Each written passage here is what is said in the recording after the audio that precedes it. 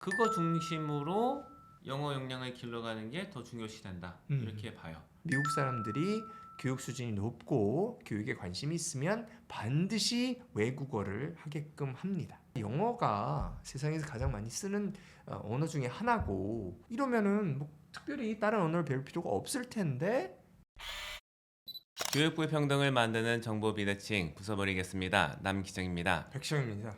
이번 편은 AI 시대에 과연 영어가 무슨 의미가 있을까, 영어를 배울 필요가 있냐에 대해서 말씀을 나눠보도록 하겠습니다. 일단은 요새 AI 기술이 굉장히 발달을 해서 많은 이제 여행하시는 유튜버 분들이 실시간으로 외국 가서 핸드폰 하나 놓고 이렇게 대화 주고받는 거, 이런 걸 많이 볼 수가 있어요. 번역 기술, 통역 기술이 굉장히 발달했다, 이런 거를 알 수가 있는데, 이런 상황에서 영어가 무슨 쓸모가 있냐에 대해서 한번 생각을 해보면 좋을 것 같습니다. 일단 저의 경우에는 AI로 하는 거랑 영어를 익혀서 하는 게 뭐가 다르냐? 느낌이 달라요. 예를 들어 겨울왕국 같은 거 영화인데 더빙본 있잖아요. 한국어로 더빙한 것도 있고 영어 음성 나오는데 한글 자막 있는 게 있는데, 많은 분들이 더빙본보다는 영어 음성이 나오는데 한글 자막 있는 걸 선호하시거든요. 왜냐? 느낌이 그래서 낫다 이렇게 생각하시는 거잖아요. 메시지의 차이가 아니라 이거죠. 그 문자 그대로의 메시지 차이가 아니라 느낌이 중요하다. 그 영어로 농담 같은 거 좀 주고받고 우스갯소리하고 같이 웃고 슬퍼하고 기뻐하고 화내고 싸우고 이런 경험을 하는 거는 AI로 하기는 힘들다? 화가 났는데 바로바로 분출을 해야 되잖아요. 이거는 초재기 싸움이거든요. 말싸움할 때. 근데 그 상황에서 이게 번역기 해놓고 이건 안 되고. 그리고 유머라는 거는 타이밍이 굉장히 중요하죠. 0.5초 이런 단위가 굉장히 중요한데 이 번역기 돌려갖고 얼마나 웃기겠습니까? 그렇게 저는 생각을 하고요. 그리고 이제 제가 또 생각하는 거는 재미의 폭이 넓어진다. 영어를 배우면. 저 이제 농구 같은 거 좋아하잖아요. 그래서 NBA 같은 거는 이제 실시간 중계를 본단 말이에요. 라이브. 그대로 봐야 되는데 뭐 슛 쏘고 난 다음에 들어갔는데 이제 슛을 쐈습니다. 들어갔습니다. 그게 약간 몇 초 있다 나온다. 이건 의미가 없다 이거죠. 그리고 영어는 진짜 저도 아직도 모르는 게 너무 많은데 듣도 보지도 못한 뭐가 하나 툭 튀어나와가지고 이게 뭔 말이야. 근데 맨날 써요. 그래서 이게 뭐 프랑스에서 왔는지 뭐 러시아 말에서 왔는지 독일 말에서 왔는지 알 수가 없어요. 근데 막 사람들이 써요. 그냥 따라서 하는 거예요. 그런 게 너무 많습니다. 서커펀치라는 게 있는데 서커펀치는 진짜 많이 쓰는 거거든요. 이게 번역으로 어떻게 되죠? 그거를 이제 챗GPT에 돌려봤어요. 어떻게 나올까? 나온 결과물이 있어요. 근데 요게 그 유스지 같은 거는 잘 쓰여 있거든요, 예문에. 근데 그 느낌이 온전하지는 않은 느낌이 좀 있어요. 기습적으로 한 방 갈기는 건데. 기습적으로 한 방 때렸다 뭐 이런 건데 이게 이게 느낌이 안 오는데. 이게 암시하는 게 다르잖아요. 느낌이. 그래서 어떤 회의에 들어갔는데 뭐 분위기가 굉장히 좋은데 갑자기 한 명이 일어나가지고 내가 잘못했다고 갑자기 얘기하는 거예요. 이런 게 서커펀치죠. People who don't sucker punch people when they're scared, okay? Scared. I mean, it's such a sucker punch for American politicians to talk about the kid. 뭐 생각해 보시면은 번역이 안 되는 말들이 많아요. 예전에 뭐 영어권 친구들이랑 같이 뭐 먹을 때 한국 사람들 같이 먹는 게 있어요. 잘 먹었습니다 하는데 옆에서 뭔 소리 한 거냐고 물어보더라고요. 그리고 제가 생각해봤어요. 이거 뭐라고 해야 되지? 이거를 잘 먹겠습니다? 이게 없잖아요. 없어. 왜냐면 말을 안 하고 그냥 먹으니까 이 사람들은 없어. 이건 없어요. 번역되는 말이. 그래서 언어라는 거는 뭘 수반하냐면 생각의 틀이고 사람들의 감정의 틀이고 문화의 틀이기 때문에 언어를 배우면서 사실은 언어 자체가 아니라 그 사람들의 사고 방식, 그리고 감정의 방식, 생활의 방식, 의사소통 방식을 배울 수밖에 없고, 그걸 배워야지만이 언어를 배우는 효능이 있는 겁니다. 즉 AI로는 이게 좀 어렵다고 봐요. 하나하나 번역한 것을 그 당시에 써먹는 게 중요한 게 아니라 여러 가지를 언어를 통해서 배움으로써 그 생각의 틀, 문화의 틀, 감정의 틀, 생활의 방식을 배울 수 있는 기회를 제공합니다. 그렇기 때문에 미국에서 미국 사람들이 교육 수준이 높고 교육에 관심이 있으면 반드시 외국어를 하게끔 합니다. 학교에서 그렇게 하고요. 그리고 하나의 외국어가 아니라 여러 개를 하는 경우가 많아요. 그럼 생각을 해보면 영어가 세상에서 가장 많이 쓰는 언어 중에 하나고 무역 언어면서 과학 언어면서 이러면은 뭐 특별히 다른 언어를 배울 필요가 없을 텐데 많이 배우거든요. 그것은 지금 말씀드린 것처럼 이런 생각의 폭을 넓히는 다른 생각의 틀, 다른 감정의 틀, 다른 사람들이 어떻게 살아가는지를 언어를 통해서 배우라는 목적이 있는 것이죠.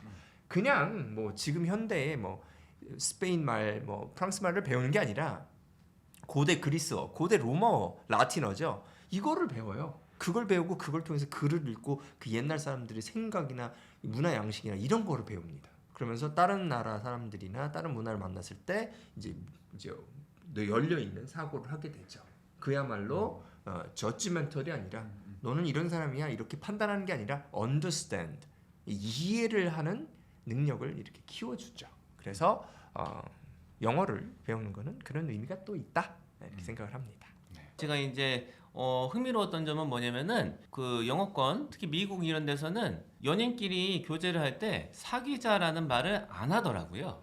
만나고 있는 거예요. 자연스럽게 그런 말을 안 해도 서로 알고 그런 느낌으로 알고서 데이트를 하게 되는데 그렇게 교제를 하다가 뭐 I love you 하면은 막 놀라고 막 이럴 때가 있어요. 갑자기 훅 들어온다. 서커 펀치죠. Last night, you know that boy? He dropped the bomb. He sucker punched me. He said, "I love you." 예. I went crazy. 뭐 이런 거죠. 네, 그래서 이렇게 느끼고 생각하고 얘네 왜 이러지? 라고 생각을 하게 만드는 계기를 얻었다는 점에서도 영어를 배우는 것은 의미가 있었다. 이렇게 생각합니다. 이렇게 AI가 발달하는 시대에 영어 교육에서는 어떤 게 중요해질 것 같다고 생각하세요? 이 상황에서는 일단은 지금 AI가 잘 못하는 게 그 미묘한 감정, 깊이 있는 거, 창의적인 거 이거 잘 못하니까 그거 중심으로 영어 역량을 길러가는 게 더 중요시 된다. 이렇게 봐요. 대표적인 게 창의적 글쓰기 이런 거죠. 기존의 틀에 맞춰서 약간은 그 형식에 맞춰서 딱딱 쓰는 거 이게 아니라 생각을 결합하고 새로운 접근으로 조합을 해서 생각 하나 만든 다음에 그거를 타인이 이해할 수 있도록 전달하는 거 그런 게 창의적 글쓰기잖아요. 그거가 중요성이 커진다 이렇게 보고요. 말하기 듣기 이런 거의 중요성도 더 커질 수 있을 것 같아요. 왜냐면 이제 말하기 뭐 유머, 느낌 이런 거 전달하는 거 이런 것도 중요하잖아요. AI가 잘 못하는 거니까 그런 게 많이 커질 수가 있겠다 이렇게 생각을 합니다. 이 교육 현장에서 이게 반영이 잘 될지는 잘 모르겠지만 아무튼 그렇습니다. 반영이 됐으면 좋겠고요. 네. 공교육에서의 영어가 방향은 AI를 이제 이렇게 따라가려면은 단순한 거는 기본적으로 해야 되고 말씀하신 것처럼 이제 누군가를 만나서 감정의 교류라든가 이런 것을 할 수 있는 연습이라든가 그런 기회를 아이들한테 제공하는 게 중요하겠다라고 생각을 하고 기존의 전통적인 이제 교육 방법에서는 지적 수준이 높은 읽기 그냥 단순히 AI가 번역해 줄 수 있는 게 아니라 그보다 수준이 더 높은 것을 할 수 있는 능력을 길러줘야지 되겠다 이렇게 생각을 해요.